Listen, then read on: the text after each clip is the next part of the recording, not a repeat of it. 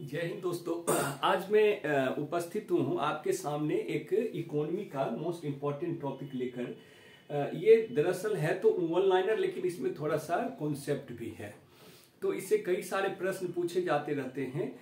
सबसे पहली बात यह है कि ये नेशनल इनकम से संबंधित टॉपिक है। तो नेशनल इनकम में अगर हम देखें तो 2021-22 के जो आंकड़े हैं, उस आंकड़े के अनुसार भारत में अभी सकल घरेलू उत्पाद यानी जीडीपी जिसको कहते हैं, तो सकल घरेलू उत्पाद में सेवा क्षेत्र का योगदान लगभग 53.6% है।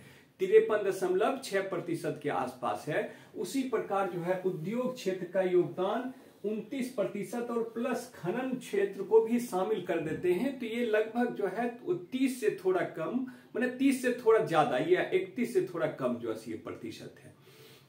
और कृषि क्षेत्र का योगदान लगभग 17%, यानी 17.32% के आसपास है।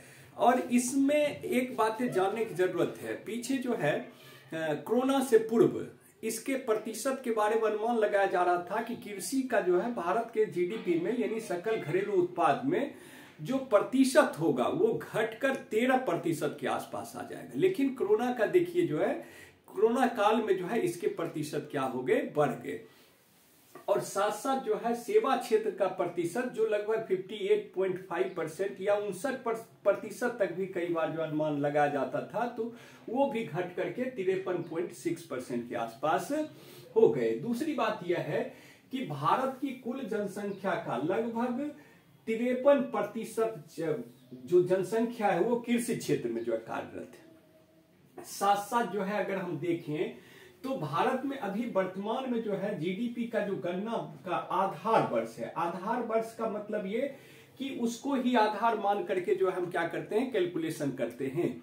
तो आधार वर्ष क्या है, वह आपका 2011-12 है। आधार वर्ष क्या है, 2011-12 है। और संभावित है कि इसे 2017-18 भी किया जा सकता है। इस पर सिफारिश भी प्राप्त हो चुकी है।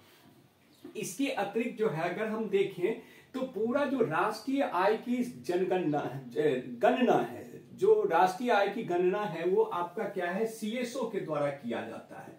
तो सीएसओ की स्थापना जो होती है वो पीसी महालनोबिस के द्वारा एक राष्ट्रीय आय समिति का नेतृत्व किया गया था, जिसका गठन किया गया था 1949 में।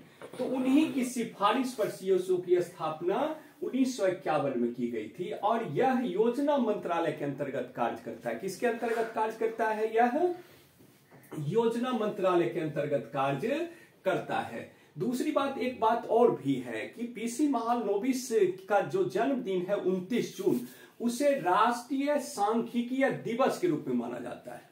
नेशनल स्टैटिस्टिकल डे के रूप में उसे मनाया जाता है 29 जून को तो ये बड़ा महत्वपूर्ण क्वेश्चन आते हैं। इसके अतिरिक्त सीएसओ का मेन फंक्शन क्या है, सीएसओ का मेन फंक्शन है कि राष्ट्रीय आय से संबंधित जितने भी आकलन होते हैं, जितने भी आकलन के आंकड़े होते हैं, उन्हें ये प्रकाशित करता है। भारत में राष्ट्रीय आय के संदर्भ में जैसे जीडीपी, एनडीपी, जीएनपी, एनएनपी, प्रति व्यक्ति आय आदि सभी आंकड़े का प्रतिपादन और प्रकाशित करने का दायित्व सीएसओ के पास है। इसके अतिरिक्त एक बात यह है कि थोड़ा अगर हम राष्ट्रीय आय के विषय में या प्रति व्यक्ति आय के विषय में हम थोड़ा ऐतिहासिक बैकग्राउंड में चले, तो सबसे पहले दादा भाई नौरोजी ने 1867-68 में, दादा भाई नौरोजी ने 1867-68 में पहली बार बताया था कि भारत में प्रति व्यक्ति आय 20 रुपये है। अर्थात उस समय भारतीयों के आय के विषय में निर्धारित किया था 20 रुपये। लेकिन अगर देखा जाए तो भारत में राष्ट्रीय आय के अनुमान के लिए सबसे ज्यादा वैज्ञानिक विधि का क्या कहते हैं, ये कहा जाए कि प्रतिपादन किया था वो BKRB राव। बीपीएससी में ये क्वेश्चन कई बार पूछा जा चुका है, यानी वैज्ञानिक विधि से अनुमान लगाने के लिए, यानी राष्ट्रीय आय के संदर्भ में, तो BKRB राव ने ये विधि प्रतिपादित किया। और इसके अतिरिक्त अगर हम देखें तो राष्ट्रीय आय के संदर्भ में कई बार जो है यह होता है कि एक प्रश्न ये भी उठता है, एक प्रश्न ये भी पूछा जाता है कि राष्ट्रीय आय की गणना किन किन विधियों से, यानी कैलकुलेशन किन किन विधियों से की जाती है। तो मुख्यतः 3 विधियां जो है भारत में अपनाई जाती है, एक उत्पादन विधि और दूसरा जो है आय विधि तथा तीसरा व्यय विधि से जो है इसका ये किया जाता है। तो उत्पादन विधि को मूल्य वर्धित विधि भी कहा जाता है। इस पर जो है ध्यान रखने की आवश्यकता है कि उत्पादन विधि को मूल्य वर्धित विधि भी कहा जा सकता है। इसके अतिरिक्त जो है अगर देखा जाए तो एक बात और भी कि जो प्रति व्यक्ति आय है, प्रति व्यक्ति आय है, तो ये कहा जाए कि आर्थिक विकास की सबसे बेहतर माप प्रति व्यक्ति आय के द्वारा प्रस्तुत किया जाता है। अर्थात जो है एक व्यक्ति का जो है प्रति वर्ष जो औसत आय है वह राष्ट्रीय विकास का एक उपयुक्त सबसे बेहतर जो है मानक के रूप में है। और इसके अतिरिक्त जो है दूसरा जो है विकल्प अगर रहे या विकल्प नहीं होता है तो दूसरा विकल्प क्या होता है, वह आपका क्या कहते हैं राष्ट्रीय आय होता है। यानी आर्थिक विकास का जो है दूसरा उपयुक्त मानक क्या होगा, राष्ट्रीय विकास होगा, और पहला उपयुक्त मानक क्या होगा, प्रति व्यक्ति आय होगा। इसके अतिरिक्त एक और प्रश्न जो है बराबर आते रहते हैं दोस्तों, वो ये है कि हिंदू वृद्धि दर की अवधारणा, इस अवधारणा का प्रतिपादन राजकृष्ण ने किया था।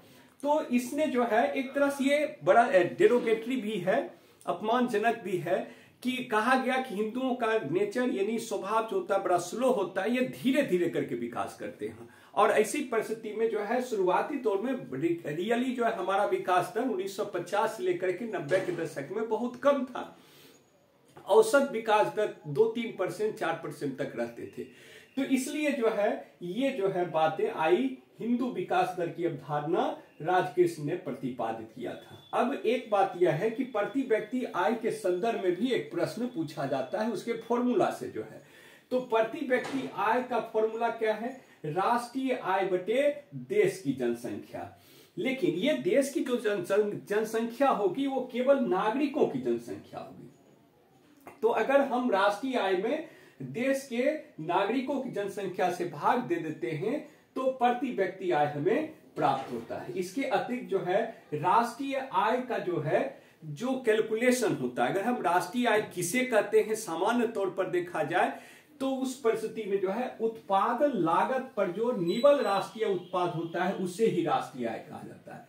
यानी उत्पादन लागत पर जो निवल राष्ट्रीय उत्पाद, निवल माने शुद्ध, और नेशनल इनकम, ठीक है, नेट नेशनल इनकम जो होता है, और ये उत्पादन लागत पर होना चाहिए। यानी जो है एक तरह से ये कहा जाए कि ये बाजार मूल्य नहीं है, लेकिन वर्तमान में जो है सरकार चालू मूल्य पर भी राष्ट्रीय आय की गणना प्रस्तुत करती है। साथ साथ जो है एक व्यक्ति जो है अपने आय का कितना भाग जो है प्रयोग करता है, कितना भाग उपयोग में लाता है, इसको व्यक्तिगत प्रयोज्य आय कहते हैं। यानी व्यक्ति का जो है व्यक्तिगत यानी व्यक्तिगत प्रयोज्य आय का मतलब ये होता है कि व्यक्ति की कुल आय कितनी है और साथ साथ उसने कितना प्रत्यक्ष कर दे दिया, अर्थात जो है उसने जो है जितना प्रत्यक्ष कर दे दिया है तो कुल आय में उसको घटा देते हैं, तो उस व्यक्ति के द्वारा जो व्यक्तिगत प्रयोज्य आय यानी कितना प्रयोग किया गया है ये बातें क्लियर हो जाती है। इसके अतिरिक्त जो है एक और प्रश्न जो है बड़ा महत्वपूर्ण प्रश्न पूछा जाता है इससे, वो ये है कि ये भारत की जो अर्थव्यवस्था है मिश्रित अर्थव्यवस्था है। तो मिश्रित अर्थव्यवस्था का अर्थ क्या होता है? मिश्रित अर्थव्यवस्था का मतलब यह होता है कि जिस अर्थव्यवस्था में देखा जाए, इस पर जो है ध्यान देने की आवश्यकता है कि जिस अर्थव्यवस्था में सरकारी क्षेत्र तथा निजी क्षेत्र